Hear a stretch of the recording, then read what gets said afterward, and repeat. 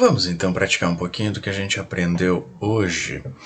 Eu trouxe aqui para vocês alguns exercícios rápidos, coisa pequena, com um leve contexto que dá para intuir a partir do nome das variáveis, não tem muito mistério, são tudo muito tranquilos. Só para a gente realmente praticar bastante o que a gente viu até então, que é a manipulação de variáveis, a leitura de dados através do prompt, conversão deles através do parse e int, né? Vamos até, já dando um spoilerzinho, agora ver um pouquinho do parse float também, que apareceu ali no autocompletado do nosso Visual Studio, e ver para que ele serve e no que ele vai nos ajudar. Pois bem, nesses exercícios aqui, ó, vocês vão ter bastante tempo aí para pausar o vídeo. Ó, dá pausa agora. Pode despausar agora. Isso, aí a gente continua. Pois bem, nestes exercícios, uma legendinha rápida aqui para facilitar o entendimento de todo mundo, porque realmente é para ser exercícios bem rapidinhos de se fazer e praticar bastante. Depois vocês podem, à medida que vão fazendo cada um deles, propor vocês mesmos, propor alguma alteração, acrescentar alguma coisa, modificar outra e ver se o resultado sai como vocês esperavam, para garantir que vocês estão entendendo também, né? Quem quiser fazer mais, quem quiser se desafiar um pouquinho mais, fica à vontade, inventa um desafio aqui e tenta cumpri-lo. Enquanto isso, vamos com o basicão. Estas variáveis que vocês têm aqui, ó, por exemplo, o primeiro exercício, ele é para calcular o salário diário de uma pessoa e ele vai solicitar para o usuário qual que é o salário mensal dele e quantos dias ele trabalha por mês. Então, tudo que estiver em vermelho vão ser valores que a gente vai pedir para o nosso usuário digitar. Tudo que estiver em amarelo são valores que a gente vai calcular e depois devolver para ele um alertzinho dizendo, deu tanto. Tranquilinho? Todo mundo entendendo? Quem não entendeu, levanta a mão. Muito bem. Mas não esqueçam, deu dúvida, grita. Enquanto vocês estiverem vendo esse vídeo, eu vou estar em live ali com vocês também. E vocês nunca estarão sozinhos. A não ser que minha internet me deixe na mão, né? Mas o plano não é esse. Pois bem, vamos lá. Vamos resolver este exercício de cálculo do salário diário. Então, lá no nosso Visual Studio, deixa eu salvar esse nosso amigo aqui. Perdão, devia ter feito isso antes, esqueci. Vamos botar ele como 2A. Esse 2A, nós vamos trabalhar então com uma variável salário diário, uma outra variável chamada só salário, que é o salário mensal dele. Não é diário. E a outra variável, que é o número de dias que ele trabalha por mês. Então vamos começar fazendo as leituras, executando os nossos prompts. Eu vou dizer que o salário, então, vai receber o resultado de um prompt, e esse prompt, então, vai perguntar qual seu salário mensal. Ele vai me devolver e nós faremos aquela conversão para ele virar número. Lembrem-se que o prompt devolve texto. Então, se nós mandarmos ele dar um parse int do salário e este salário aqui for então convertido para inteiro e jogado lá na variável salário, a partir desse momento, como a gente já sabe, a variável salário tem um número. Após, nós fazemos o mesmo para os dias.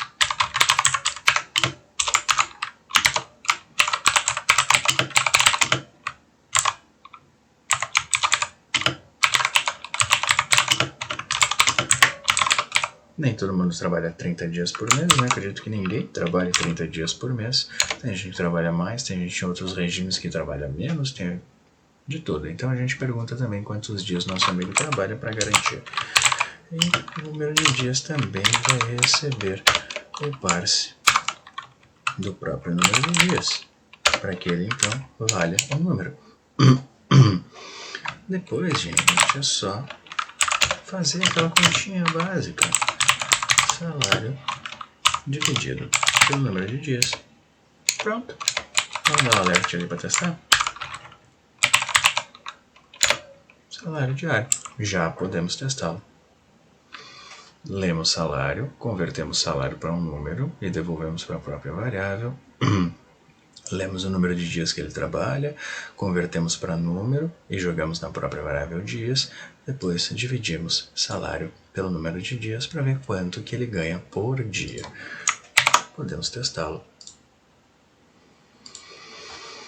Qual o seu salário mensal? Quantos dias você trabalha por mês? Fazer a continha básica fica fácil da gente conferir agora, né? Então, ganho 1.000 pila por mês, trabalho 10 dias e então eu recebo R$100 por dia. Vamos fazer um novo teste. Vamos supor que eu ganho 1.000.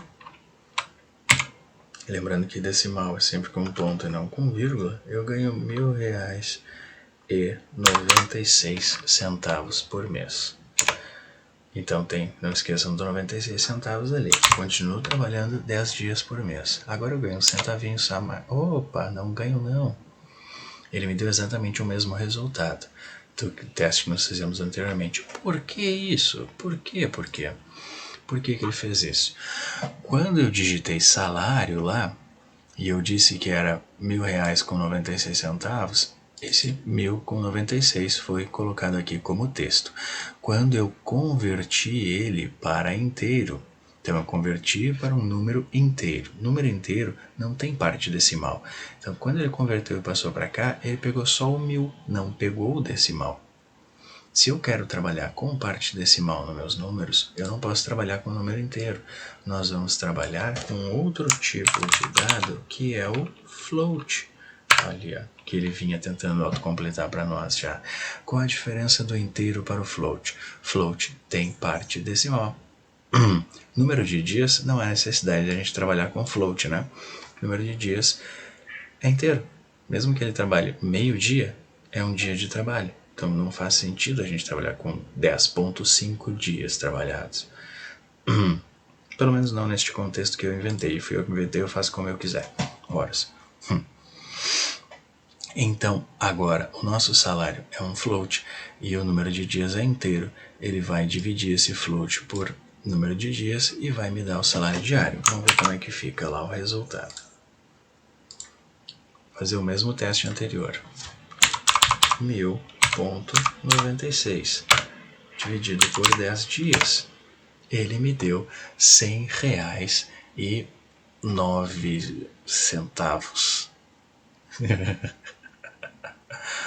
Bom, já temos um valor mais exato. Percebam que agora tem parte decimal. Tá feinho, mas tem parte decimal. Ok? Vamos torná-lo mais bonitinho agora? Desculpa. Aí, garganta.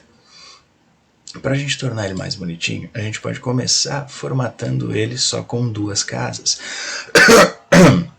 Que a não ser que tu tenha um posto de gasolina, o real só tem 2 casas decimais, que são centavos.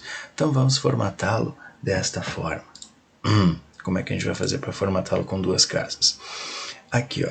Quando eu mandei escrever salário, eu vou dizer que eu quero que ele escreva só com 2 casas decimais. Para isso, a gente pode usar uma função que já vem prontinha no JavaScript, que eu digo quantas casas decimais eu quero que apareçam. Então, essa função, ó, depois do nome da variável, eu coloco ponto para chamar então uma nova função. Essa função é a primeira que apareceu ali, ó, toFixed. Eu vou fixar o número de casas. Depois da toFixed, eu coloco um parentezinhos e dentro dele, então, eu digo quantas casas eu quero. Percebam que temos 2 pares de parênteses aqui.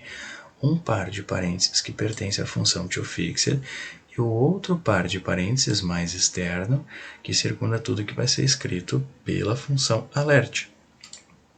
Então, abri o alert aqui, todo o textinho que vai ser escrito, ó, separando aqui para ficar mais visível. Os parênteses do alert, os parênteses do toFixed, dizendo aqui dentro quantas casas decimais eu quero. Vamos testar se isso funciona.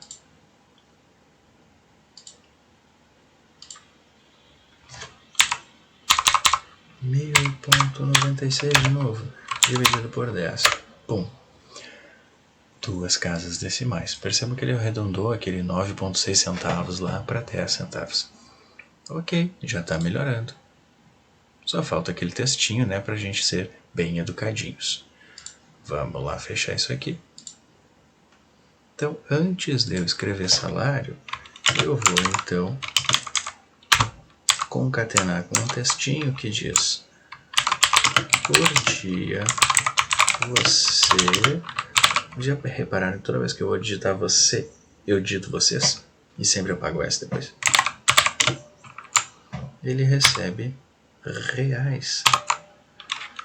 Então, por dia você recebe o simbolizinho de reais, depois vem o valor com duas casas decimais.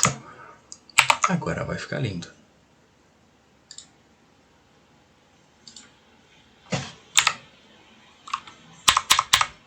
R$1.000 e trabalho 30 dias por mês. Quanto é que ele me deu? R$33 com 33 centavos por dia. Então, e agora ele disse bem bonitinho, por dia você recebe R$33 e 33 centavos. Fácil, né? Tranquilinho. Que nós vimos de novo neste nosso terceiro encontro virtual de hoje. Nós vimos que existe, além do parse int, além do tipo de dado inteiro para numérico, nós temos também o float. A diferença do int para o float, que a gente causa ele na hora da conversão do nosso texto que vem do prompt para virar um valor numérico. Então, o float ele pode representar casas decimais. Então, toda vez que eu for trabalhar com um número quebrado, eu uso float. Eu vou trabalhar com um número inteiro, eu uso int. Simples assim. Ah, mas sim, então o float ele é mais permissivo, qualquer valor eu posso usar nele. Já o int ele só trabalha com números inteiros. Por que eu não uso tudo float? Algum espertinho pode se perguntar. Por quê? Por quê? O float ele é mais caro computacionalmente. Ele gasta mais memória RAM do computador do nosso usuário que vai executar. O int é mais barato, é mais direto, menorzinho. Tanto em memória quanto em processamento, o int é muito mais rápido, muito mais baratinho. Então, óbvio que num exemplo pequeno desses, nós não observamos diferença.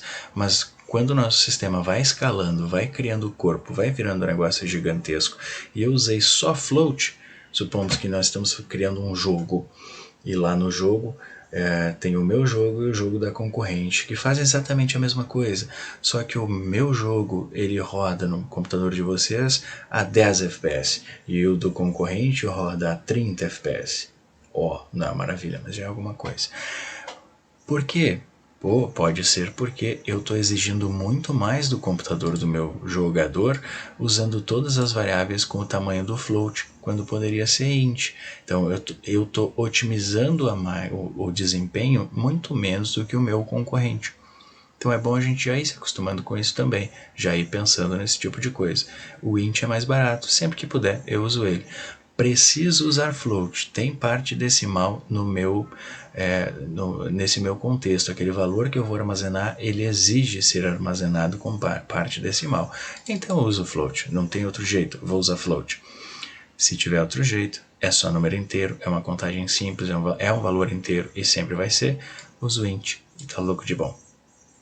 Depois disso, nós vimos também o ponto toFixed depois do valor que eu quero escrever para eu fixar o número de casas decimais que eu quero que apareça. Depois disso, acabamos. Terminamos esse exemplo, terminamos esse exercício. Ficou lindo o resultado? Vamos voltar lá para ver.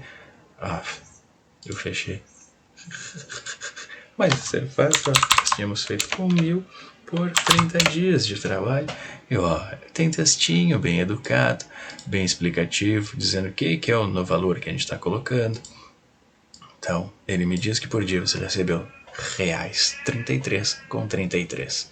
Lindo, maravilhoso, bonitinho, tranquilo, fácil de fazer. Lembrem-se, nos nossos exercícios, todos esses nomes aqui serão variáveis que vocês vão criar. Tentem respeitar os nomes que estão aqui para quando a gente estiver conversando na nossa live, todos falarem a mesma língua. Então, se está salário diário, bota o nome da variável com salário diário. Tá salário, bota salário. As que estão em vermelho serão variáveis que vão receber alguma leitura através de prompt que o usuário